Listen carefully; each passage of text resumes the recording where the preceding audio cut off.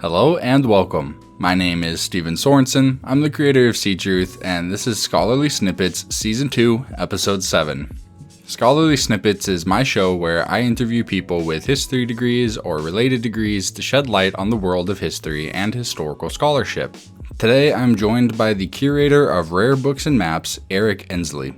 He has a number of degrees, the first of which is a bachelor's in classics and history that he got in 2007. In 2013, he received an MS in library science. In 2015, an MA in English with honors. In 2017 and 2018, he got an MA and an MPhil in English with distinction. Finally, in 2020, he obtained his PhD in English with distinction. His research interests include the history of the book, rare book librarianship, manuscript studies, digital humanities, and other topics.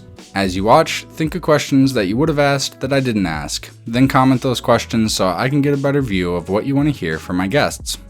Without further ado, here's the interview. All right, Eric, thanks for joining me today. I appreciate you taking some time out of your schedule for this. Thank you for having me. I'm happy to be here. I've been looking forward to this talk for a while. We follow each other on Twitter, so we've got a little bit of a back and forth going.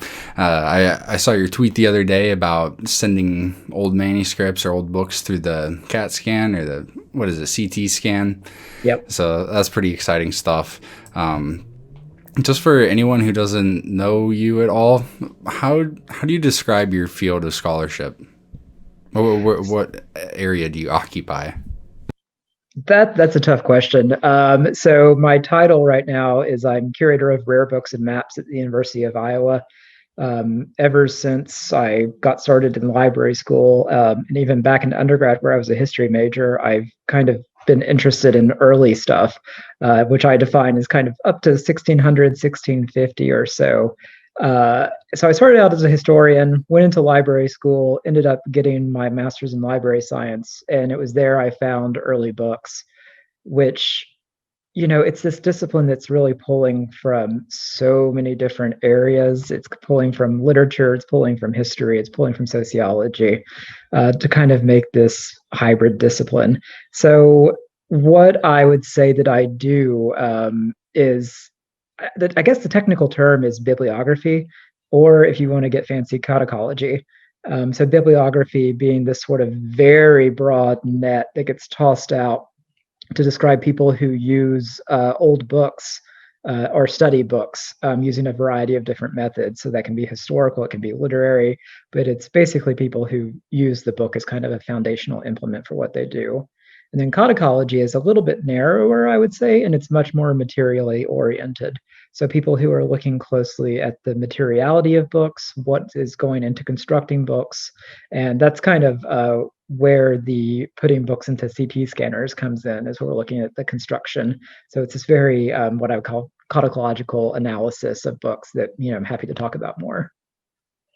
Cool. So kind of you occupy a bibliographical, codicological area of scholarship a bit, to summarize that. Yeah, I think that's fair. I've been in a bunch of different disciplines, and I don't think I would feel safe saying I'm at home in any one particularly. And in fact, even then, I kind of bounce back and forth between codicology and bibliography, because I do enjoy reading history and reading literature. And so I find sometimes when I get too bogged down in the actual object of the book, I like to kind of go out into the ether to think about things that are maybe not quite fully material grounded, but touch upon the material. So those two are kind of like your favorite pubs that you like to hang out in. That's right. I think if you were to look for me in a pub on a weekday, that would probably be one of those two would be your first guess. Cool. In this area, do you deal with pseudo scholarship? Does that come up much, or? Oh God. Oh yeah, it does. It absolutely does. I think the two places that you see it the most are in things that still have a bit of mystery about them. I have two things that come to mind. One of them has little mystery about it anymore, which is the Shakespeare authorship question. You're probably familiar with this, or you've seen YouTube videos. Did Shakespeare really write all his plays? It was his wife or something. Yeah, or maybe someone else. Christopher Yeah. Marlowe, or like everybody, like a lot of, different cranks have theories. So that's one you see very commonly, and some people will use handwriting to make that case, or publication history. Um, I'm not an expert in Shakespeare particularly, but I've read enough to know that most of those theories are ungrounded. The one that I'm more familiar with is the Voynich Manuscript, which is a hot topic for book people, partially because it's kind of, I would call it the most mysterious book in the world. It's in the Beinecke Library at Yale University. And if your viewers are not familiar with it, it's a book that's written in a script that has a handwriting script that has not been deciphered yet. So thousands of people have taken a stab at this thing, trying to figure out what the script says, what language it might be in. There have been code breakers come and look at it. There have been linguists, and nobody can quite get an explanation that fits well with the evidence at hand. And it also has given rise to some pretty out there theories. Everything from aliens made it to it was Bacon decided to make a crank book, and it's a big joke that he made, or it's in a cipher of some sort that he made. And those theories don't really stand the test of time. I would point to my colleague and friend Lisa Fagan Davis, who's the head of the Medieval Academy of America, the president of it right now, and or the executive director rather. And she's also a library science professor at Simmons, but she is the kind of expert on the Voynich manuscript and goes about debunking all the new crank theories that come out one by one.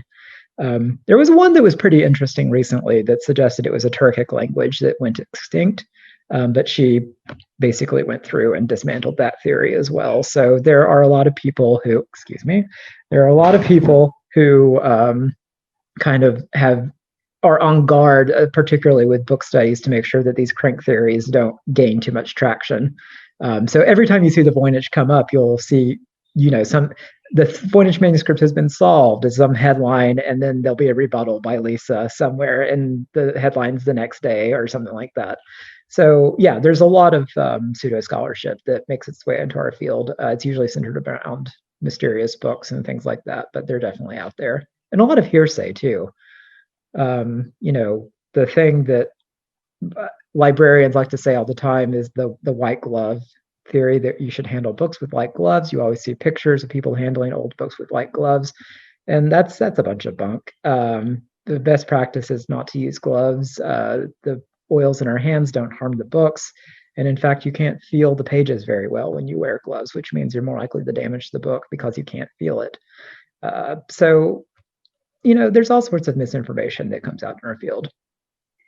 Yeah, I appreciate you sharing that. I guess that makes sense. I just hadn't thought of it that deeply. So, yeah, the Voynich manuscript, that's a really popular one. I've had people comment on my videos about it, suggesting that I make a video about it to see what's up. So maybe I'll read some of Lisa's publications and my background study for creating that video. The aliens might have made it. I don't know. I don't know if there are any aliens, but if there are, they might have made it. So thanks. I appreciate you sharing all that. You mentioned kind of the white glove thing, some library science. You have a master's in library science with a specialization in academic libraries and special collections. What is library science in your opinion? Oh, complicated. So library science is a field that began in the early 20th century and was kind of created as a way to give weight to what we do in libraries, the kind of best practices that we have, and turned it into a more scientific inquiry to that. Whereas before in universities, what would happen in libraries is that you'd get a professor who would be tasked with taking care of the library, and it would be in addition to their other duties at the university. And so it's this kind of bureaucratization of the university is where library science was born out of. But over time, it's also kind of a hybrid field. It became the kind of credentialing part of libraries, so that nowadays, in order to get to get most positions as a librarian, you are required to have a library science degree or some equivalent amount of experience. And I think this is kind of surprising to a lot of people, that when you go into a university library, if you're dealing with somebody whose title is librarian, they very often have a master's degree. I think that sometimes librarians are viewed as just staff, when in fact they've gone through usually a graduate program, or like myself, multiple graduate programs, in order to be experts in what they do. But what library science is I saw in the sort of questions you sent me that you're going to ask about, is it like archival theory? And the answer is sort of. A lot of libraries. I was going to ask, what are, in your opinion, some of the differences, or how do they contrast each other? Because I went to a local library recently, and they have the library that you can access and look at, and then they've got the reserves, the archives, and so are they both present in the building? I imagine both these sciences work kind of in tandem with each other, so that's what I was more hoping to get info on, where they differ, where they're the same. Yeah, so I'll just kind of lay out what each one does. Library science usually has as its course of study a couple of requirements, and the American Library Association recommends like what classes should be required for accreditation for a library science program. So those are kind of like cataloging, management, some library theory. What are some others? Preservation and conservation. So preservation being the best practices for keeping books safe. So what's the appropriate temperature and humidity, fire safety, flood safety, that sort of thing. And then conservation being how do you repair books, although we have specialized conservationists who do that, conservators who do that sort of work. And then you can kind of specialize in different topics within library school. So there's children's librarians, there's public librarians, and then there's academics and special collections, as it's often called. Special collections being usually within universities or sometimes standalone libraries like the Huntington or Newberry Library. But they tend to house rare books and manuscripts, archives, special being that they're not your kind of run-of-the-mill circulating collection that you would have at a university library.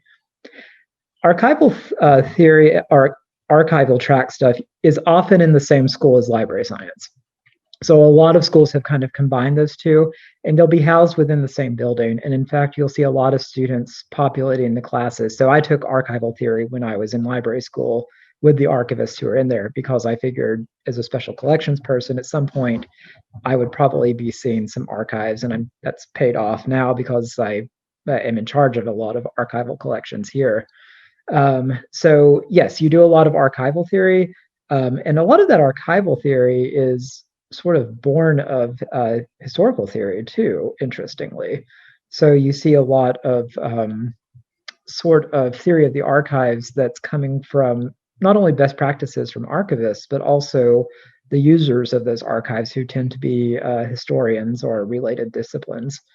The sort of contrast between the two is that I would say that archives, from my standpoint and from what I've seen, they tend to be more theoretically interested than sort of the library side of things.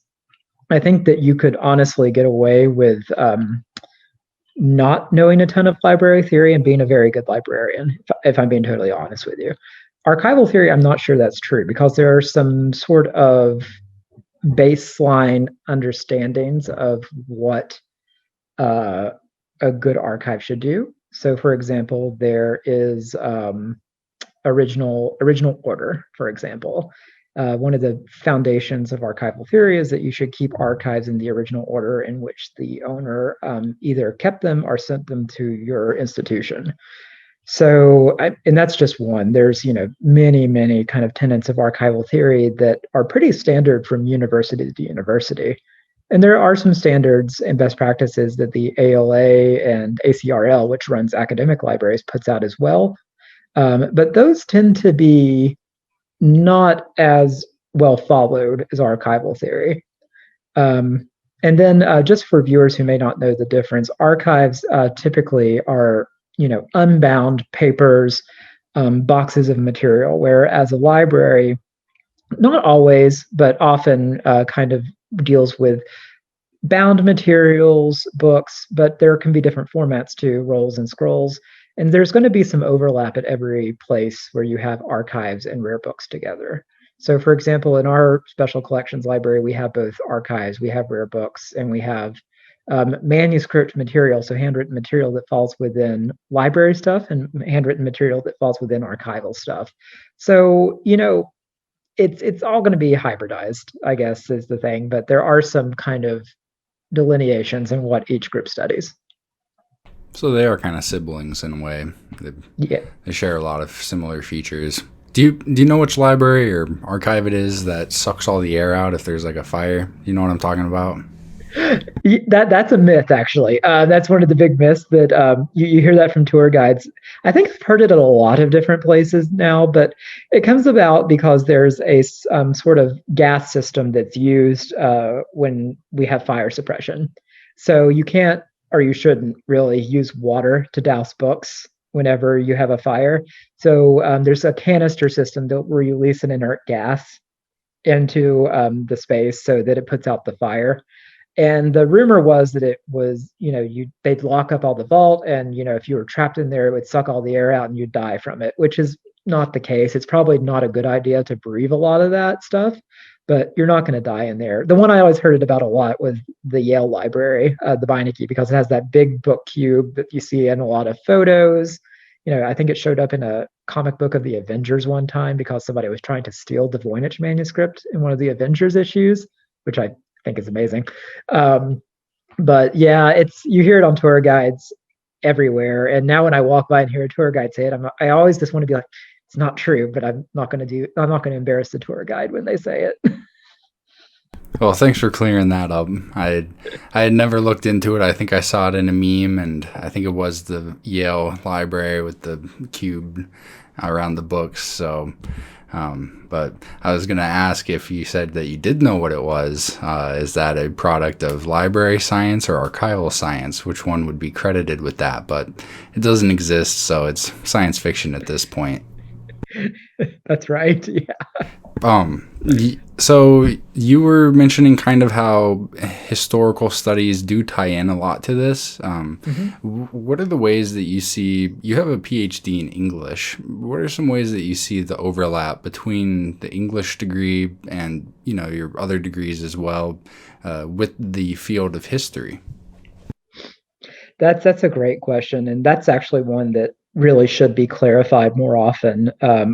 You hear all the time, and you see this on Twitter, and when people talk, they say, well, some people have real PhDs in subjects that are like scientific and they're facts, and they've done things, and whereas the humanities, it's very subjective. You're doing opinions, and I really, really disagree with that. And it's going to vary from place to place, even in places that, you're not bringing a lot of history into literary study. Theory is still a very complicated matter. And to say it's just all opinions and that you're reading for fun is not true. But just to dive into this, what I was saying before we started talking on the recording was that English PhD, it's going to vary from department to department. It's going to vary from field of study to field of study. And then, within English studies, different people have their kind of favorite methodological means of going about things. I would very much consider myself one of three things, which is a book historian, a new historicist, and a medievalist. And those three things, I think, really make me very historically oriented, maybe more so than a lot of English PhDs are. So generally, when you get to early periods, particularly the early modern period and the medieval period, you end up with a lot of people who we are compelled to learn a lot of history. I mean, first off, we have less literature in our period than you would say in somebody studying the 20th century. We have less to work with, and it forces us to dig into the culture more, to talk about the literature that we study. And on top of that, the kind of field of what we consider literature has expanded quite a bit, so that somebody who was once considered history, like Gerald of Wales, is now fair game to be studied as kind of a literary person as well. And that's kind of tying into Hayden White and this sort of historiography as a means of getting at literature, and is also talking about history. We're interested in narratives and how narratives are constructed. So yeah, first off, medievalists and early modernists, we do quite a bit of history. And then on top of that, my methodological means of going about things is materialism and new historicism, which means I'm looking at the history of objects, I'm looking at the history of ideas. And I realize that that's going to be a contentious thing for some of your listeners. A lot of historians don't see the history of ideas as a real field of history, which I'm just going to go ahead and say I think they're wrong. I think you can very easily create a history of ideas, and I think why is that? Do you think? I like the history of ideas. I think it's a legitimate field. What is the argument against that? I think what a lot of people that I've seen, especially on history Twitter, react against it with is that it can become unanchored if it's done poorly. Right. It's something that can be ethereal and something that's kind of wishy-washy. And if you're not careful with terminology, it kind of lends itself to poor practices in history. I think you saw it a lot talked about around the Naomi Wolf scandal, where she didn't really understand some of the terminology that was being used in the, I think, 19th century documents she was looking at. I'm not sure I'm familiar with that scenario or that scandal. Yeah, it was, she misread a certain terminology for people who had died in the 19th century, and it made it look like they were ill or something like that. And she didn't think to go and check what the OED had to say about how this term was used in the 19th century. So I think what a lot of people, I mean, this is true across disciplines, right? That a lot of people react poorly to things they don't understand. Or they'll use the worst case scenario as the sort of, their idea of what this thing is. So anyway, to pull it back to kind of English and literary history, new historicists, we like to think of ourselves as at least history adjacent. And I don't think I could be doing the kind of work that I do, where I'm looking at the history of objects and how objects worked in texts and literature. That was what my dissertation was on. I couldn't do it without the undergraduate training I had in history, the kind of historiographical training, the kind of archival training. So everything I do, even today when I'm working technically in an English department, it's indebted in some way to historical practices that I learned as an undergraduate. And then, as I was telling you before we started, one of the things I got from a professor who is not a medievalist, who is a later person, they said that my dissertation seemed very much like a history dissertation. And I think that's going to be true for a lot of people who do work that's pre-1700 or so, that we tend to lean into historical ideas, historical underpinnings and foundations to do a lot of our work. The way you're explaining it makes me think of two phone books that have had their pages interlapped, and you can't really pull the English apart from the history.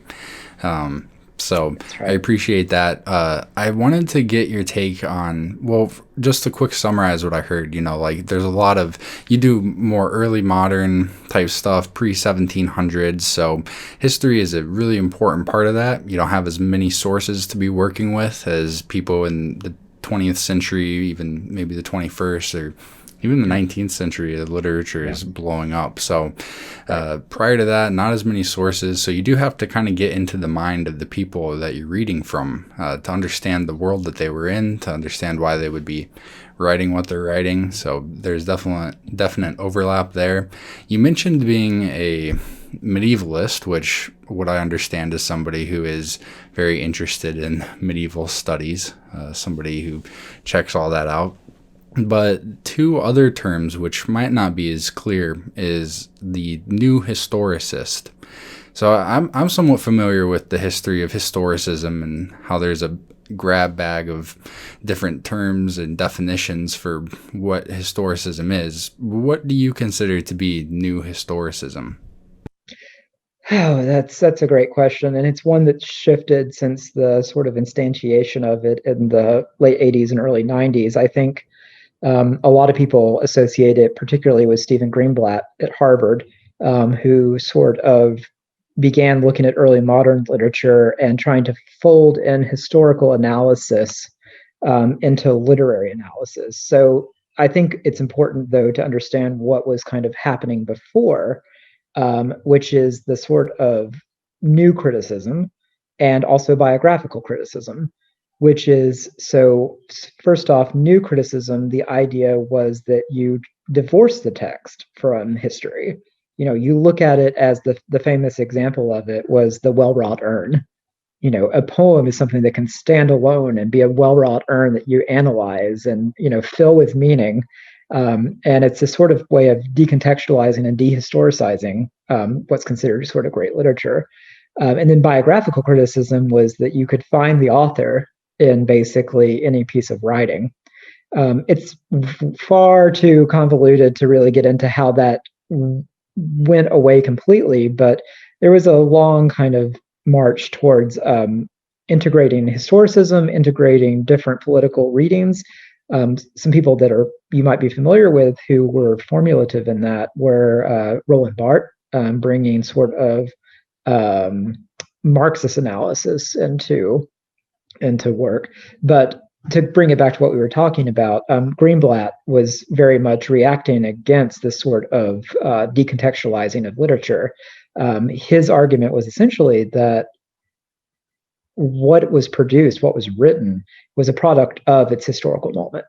And the goal then of literary analysis was to sort of jump in and try to figure out what sort of historical pressures were formulative for various pieces of writing. And I think there was sort of a celebration and a reaction against new historicism. The reaction against it came from a lot of historians, and still does, sometimes fairly, that new historicism is just history done poorly. And I've seen it done poorly, and I think the Naomi Wolf thing is a great example of that. That's just really, really poor analysis, poor research. But on the other hand, I've also seen it go the other way. I've seen history professors give talks on literary readings before. And so you can kind of see the reflection of new historicism, and you can kind of see that our disciplines do slightly different things. I think that new historicism as a literary field allows for a bit more theoretical reading than some historicists would allow for, and some historians would allow for, rather. Although I want to be fair and say that there are still a lot of descendants of Hayden White out there who kind of buy into narratological readings of history. So I think that new historicism for me is kind of looking at the historical moment the texts were produced in and using a lot of the same tools that historians would use to not necessarily explain literature, but to kind of reveal meanings in literature that are encoded into the text that we might miss. So to give you an example, my dissertation was on a 15th century poet named Thomas Hoccleve, who is a fascinating character because he was a bureaucrat. He worked in the Privy Seal office, so the office that was responsible for stamping and sealing the documents of Henry IV and Henry V of England. And so this was a guy who was right in the middle of bureaucratic practice. And when I kind of go about my historicist reading, my dissertation was suggesting some places that we have missed bureaucratic language in a number of his literary texts. And part of that was careful attention to the language that he uses, but also kind of looking at what was the Privy Seal office and what was the bureaucracy of England, this nascent bureaucracy of England, like in the early 15th century, and how that is kind of informing his poems. And I think, like, saying this right now, to me, it sounds obvious, but it's not necessarily been done before. And I think it's kind of become de rigueur for a lot of people now. But prior to Greenblatt and other early new historicists, this was outlandish. You just didn't think like that as a literary scholar. So if you want to think about it one way, it's that literary studies has become closer to historical studies. And it's basically the movement of a lot of literary scholars over to closer to history rather than history moving more towards literature, although you could argue that kind of the Hayden White acolytes and followers had done that a little bit themselves. So these literary scholars are encroaching upon the historical field in a way. Yes, it's true. Yeah. And I think, English departments and comparative literature departments could probably do a bit better job of training students in historical methods. And I would love to see more of that go into graduate training for our historians. So to quick summarize what New Historicism is, I feel like you gave pretty good background on where it came from, what it was reacting against, how it's been used poorly, used well. And New Historicism is putting literature into its historical context. Is that a simple enough sort of way to nail it down in a sentence? I think so, yeah. Cool. Book historian. Obviously, that is a historian who focuses on the history of the book, I would imagine. Well, at what point do you think somebody can call themselves that? When does somebody get the right to say, I'm a book historian, and put it in their Twitter bio or other social media? That's going to be an argument for a bunch of different people. I'll tell you what my idea is in a second. I think for some people, they're going to imagine that a book historian in the field of the history of the book is somebody who works with the mechanical nature of the book. And what I mean by that is somebody who kind of digs into the book itself, looks at bindings, counts the number of pages, looks at how the quires, the different layers of the book are constructed, looks at bindings. And for them, they won't be understanding of somebody calling themselves a book historian unless they're doing that sort of work. And that work is valuable. You can learn a lot from it. I think my understanding of book historian is a bit broader. And I think it's somebody who looks at not just the mechanical history of the book, but looks at the history of the idea of the book. So thinking about how do we construct identities around books, how do we use books, and how do books fit into culture and history as objects that we interact with. So I think there's probably two different methods there of looking at it. It's the book as object or the book as idea. And I think that there's room for both to exist within that field of study. And I would consider myself a little bit of A, a lot of bit of B. So there is variation in what constitutes a book historian. Yeah, absolutely. And I think that the field has moved more towards accepting people in the B category. I think back into the 60s, 70s, and 80s, it would probably be much more A than B. But it's definitely sort of evened out and people are accepted more. Cool.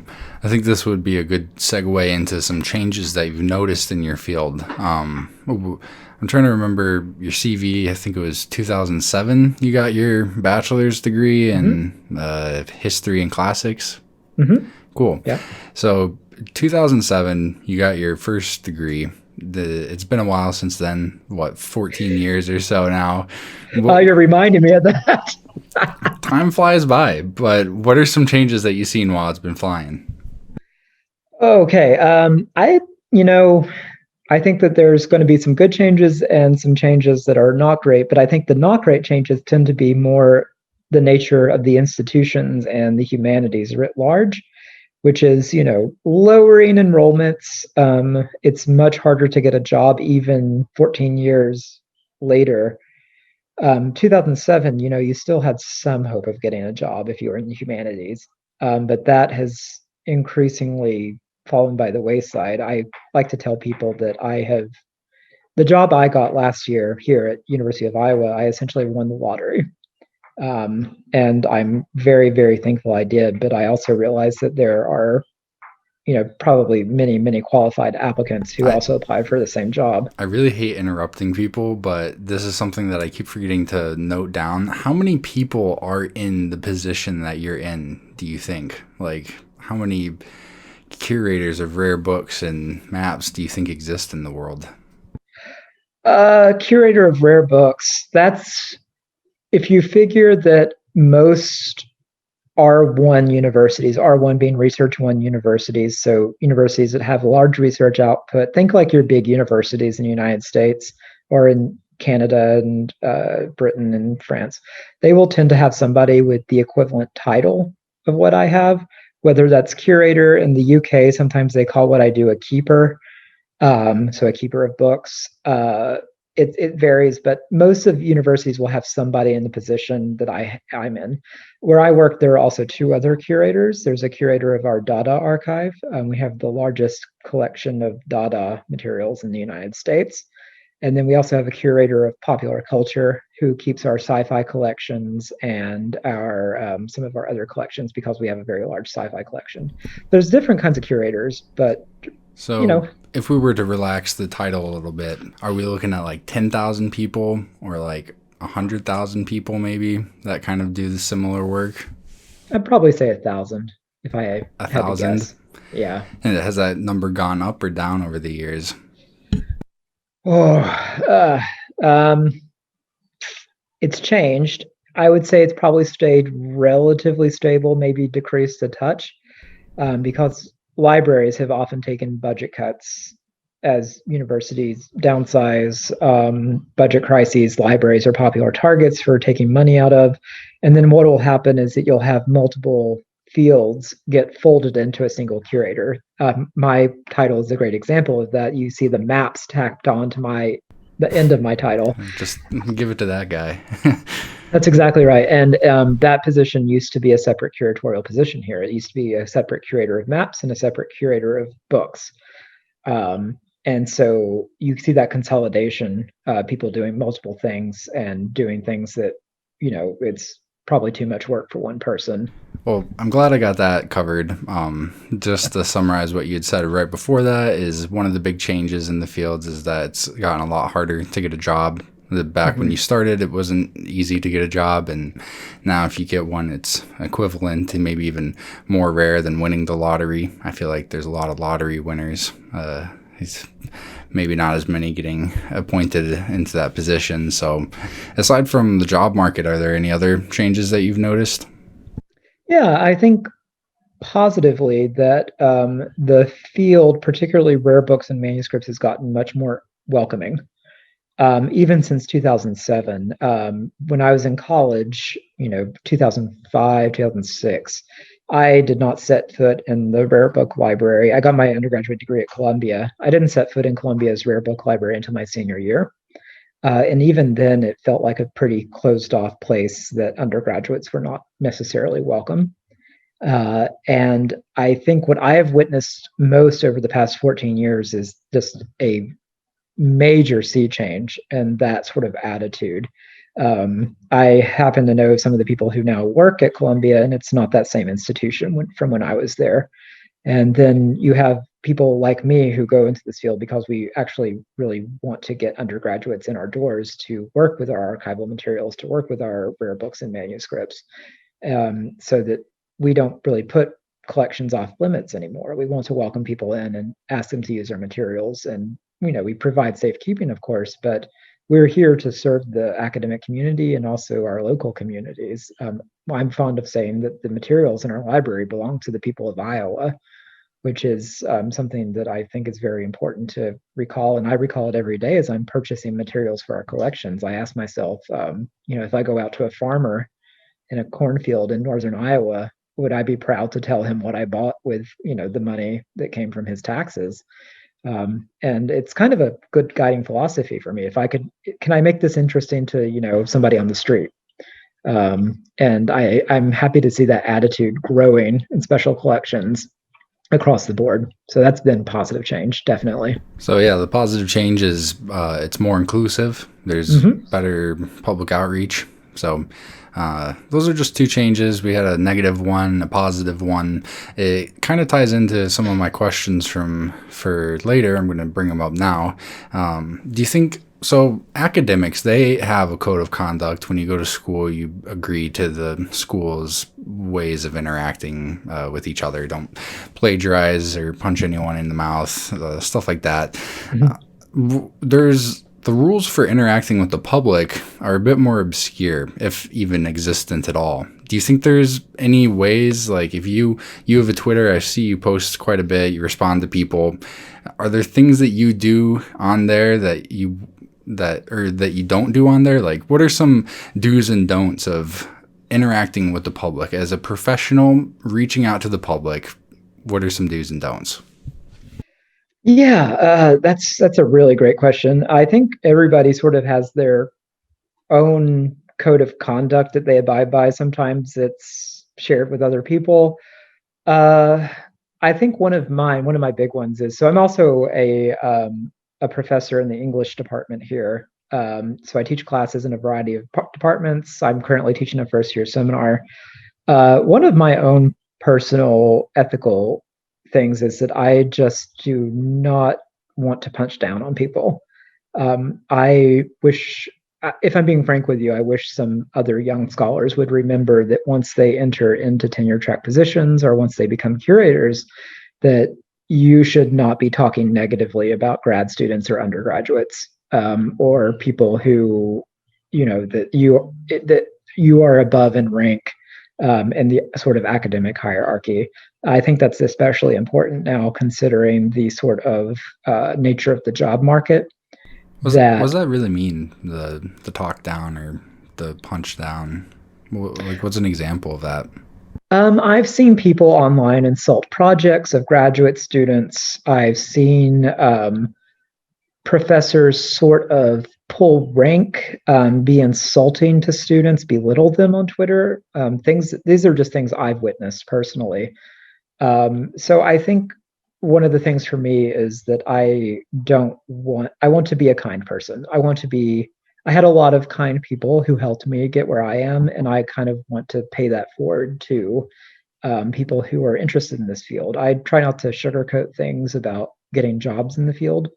I try to be as honest as possible. That it's very, very, very difficult, but also I want to be kind about it, and try to make this as welcoming a field as I can. You can only be so blunt about your chances of winning the lottery. Yeah, that's exactly right.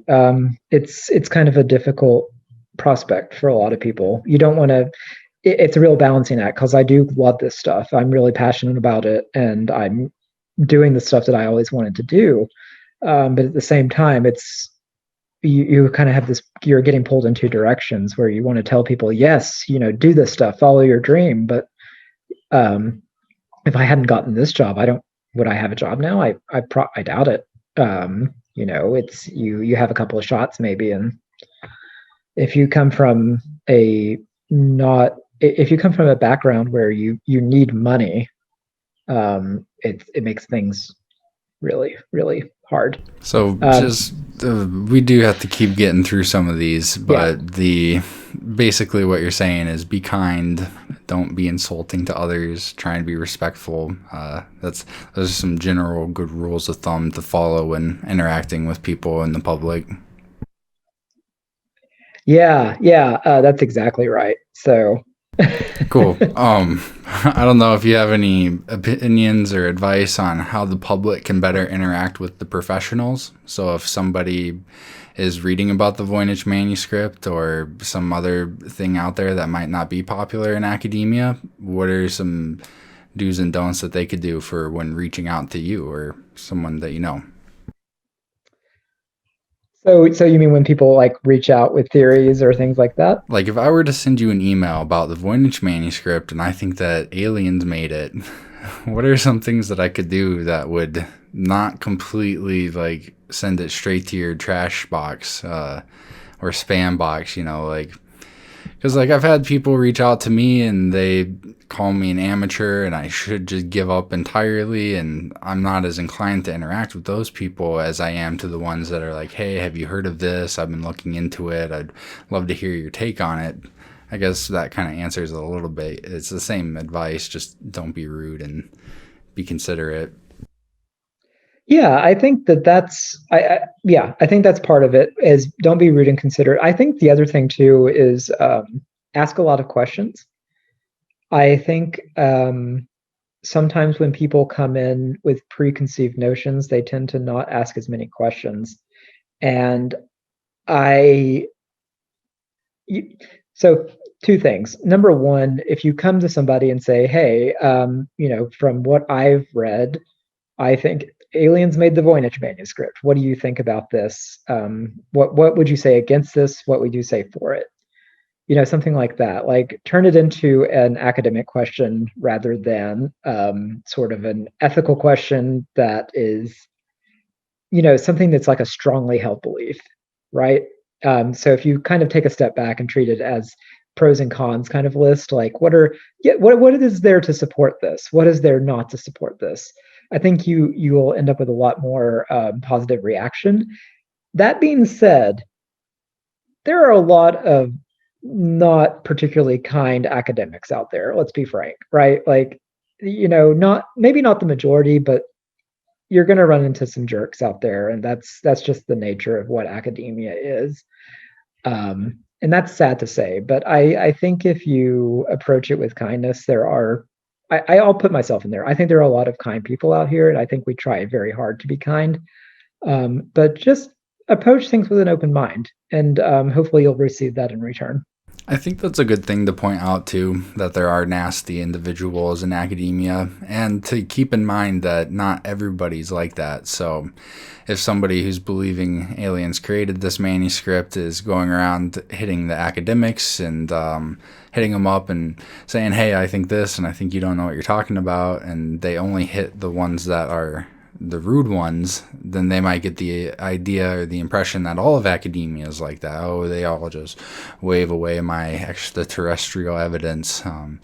They don't know what they're talking about. But no, there are kind people that would be more than willing. And time is a constraint. You won't always have time to respond to the public. But so yeah, keeping all that in mind is probably pretty good for the lay person who's reaching out to academics.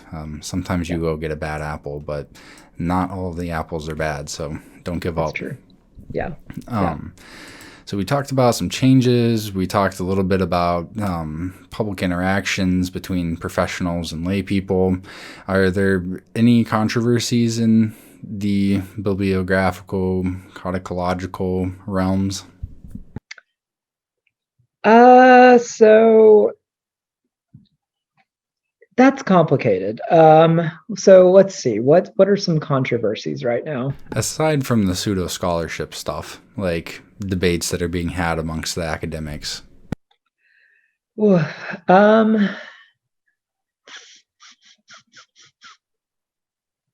Trying to think of what are some good debates that are being had right now.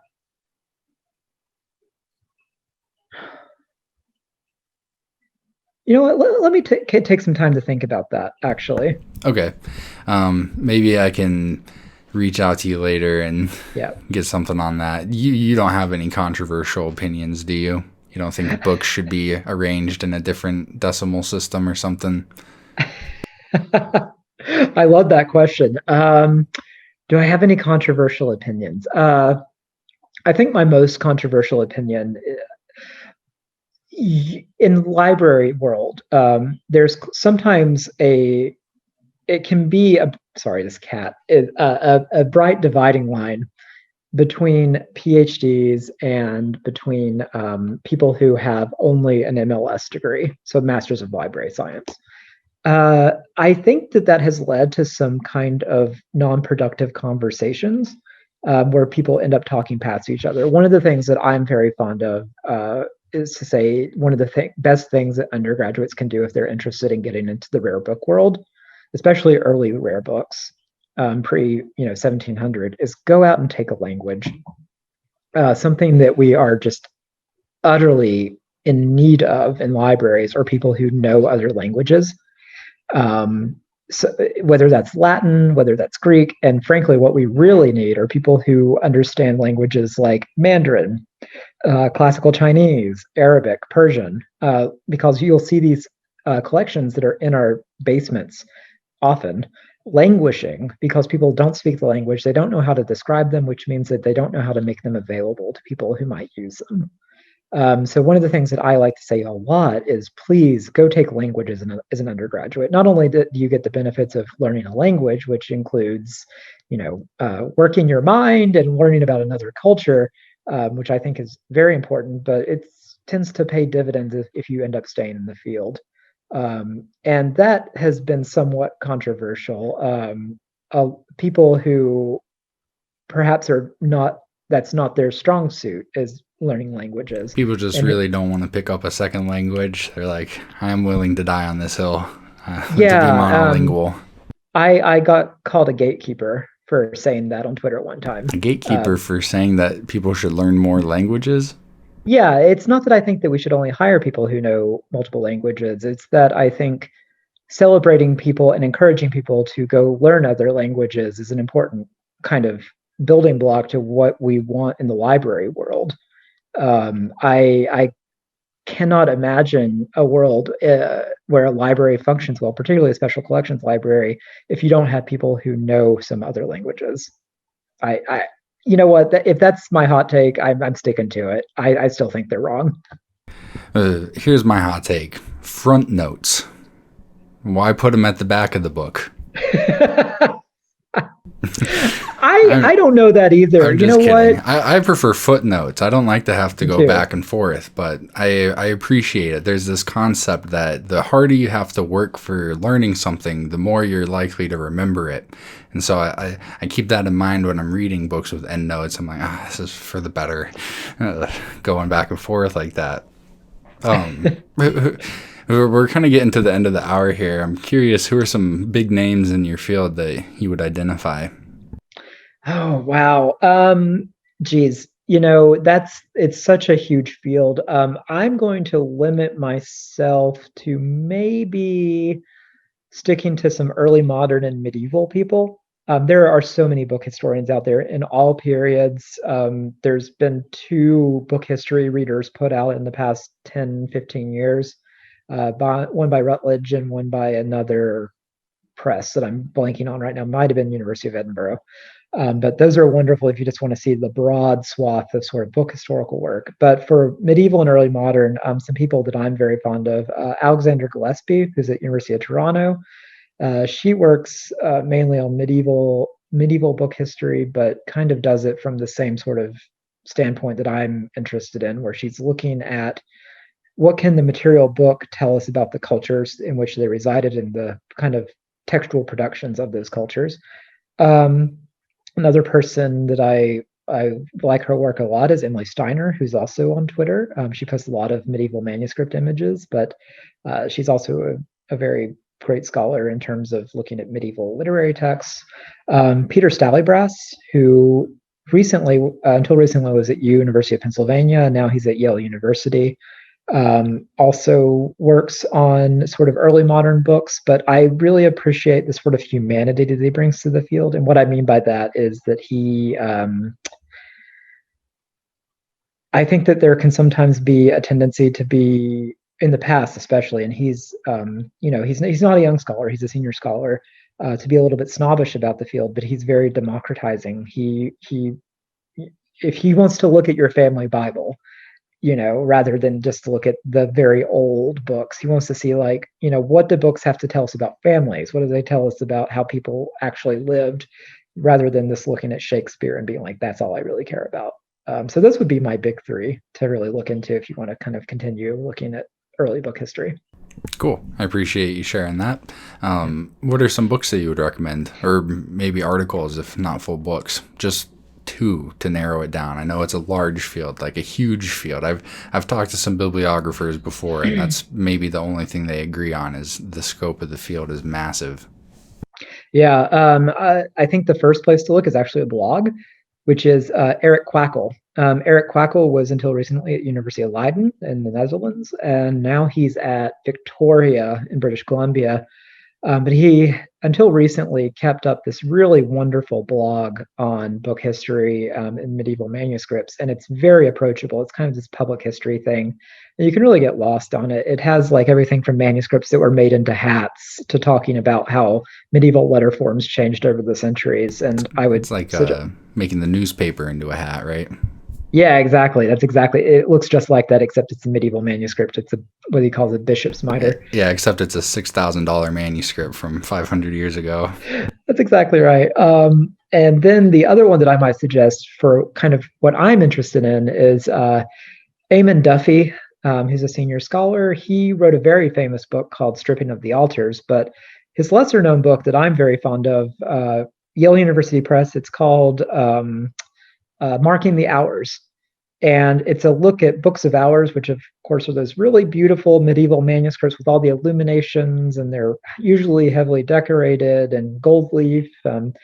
But what struck him about those books is he asked the question of how did people use these to structure their lives?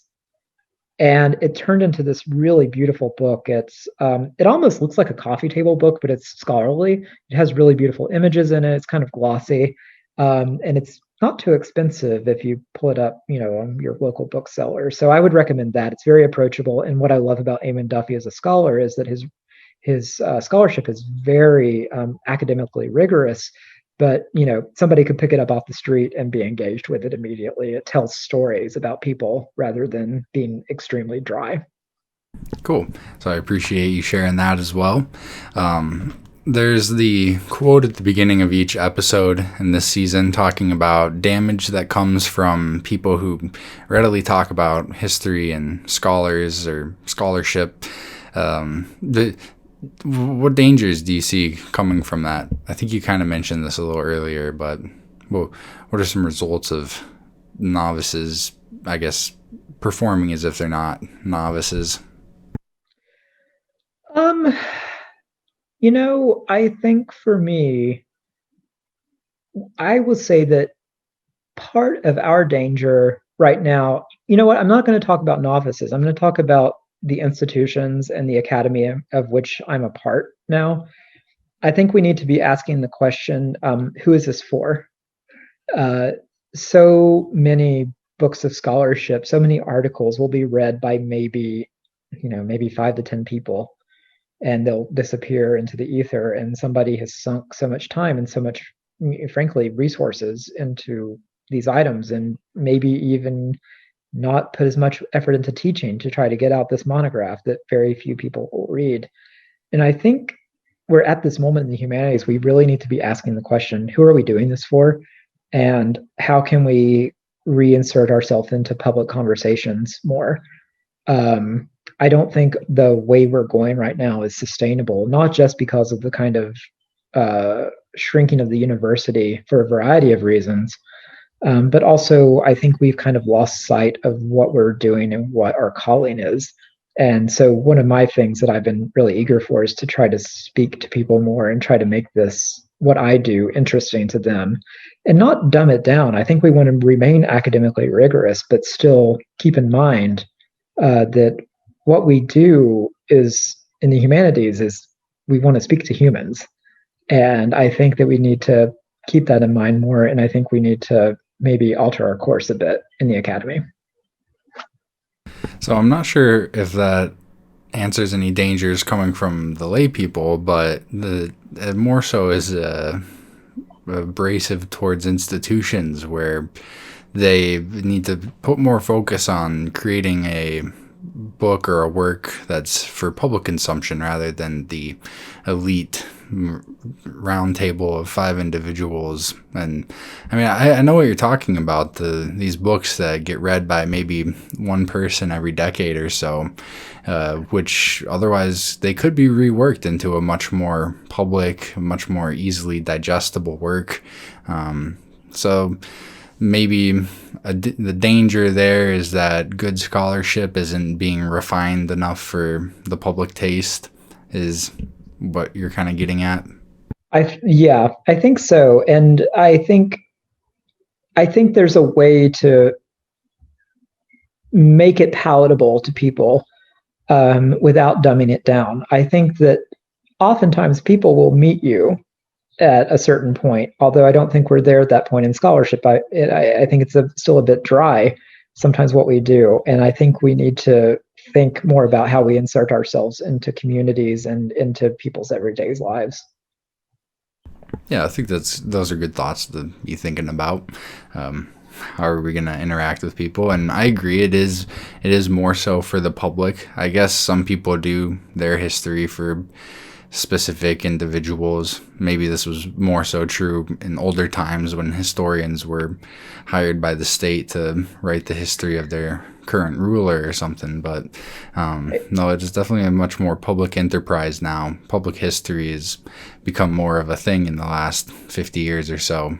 Even in the last 10 or 20 years, as you were saying, with the public outreach becoming more common. So the final question I want to ask is just, what's your message to people who are new to all of this? What sort of advice do you give for somebody who wants to start kind of building their knowledge base on your field or historically related fields? I think my message is, first off, welcome to the field.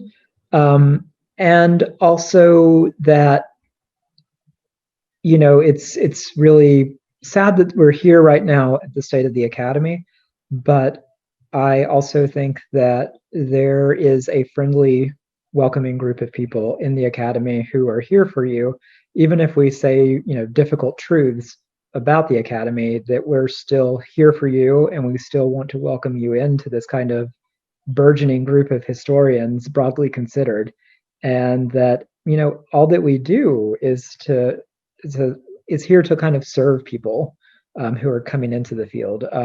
I think a lot of what I do as a curator is auxiliary and ancillary. I help people find things. I help people do their work. And I hope that shows, and I hope that people realize that we're here for them. So basically your message is, welcome to the field. A lot of us are willing to help, and it's a large field, but we're welcoming, and we enjoy your company. That's right. Yeah. Cool. Eric, do you have any last closing remarks on ways people could reach out to you? Do you take questions, or do you do you prop yourself up on social media at all? Like, do you have links for people to reach out? Well, I'll just say, please, I'm happy to meet with you on Twitter or chat with you. My handle is @bookish_Eric. That's my primary kind of social media platform. And I'm always happy to talk to people, whether that's in DM or also happy to chat over email, ericensley@uiowa.edu. And I don't know, I just hope you'll take joy in the things I take joy in, and hope to meet you out in the interwebs. It's been a pleasure, Eric. Thanks for joining me. Thank you, Stephen. I really appreciate it. It's been great.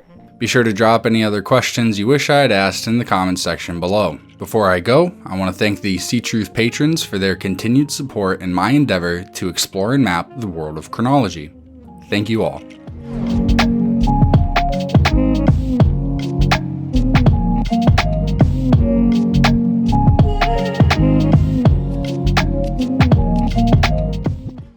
Before you go, like the video, subscribe to the channel, drop a comment, and check out these other videos.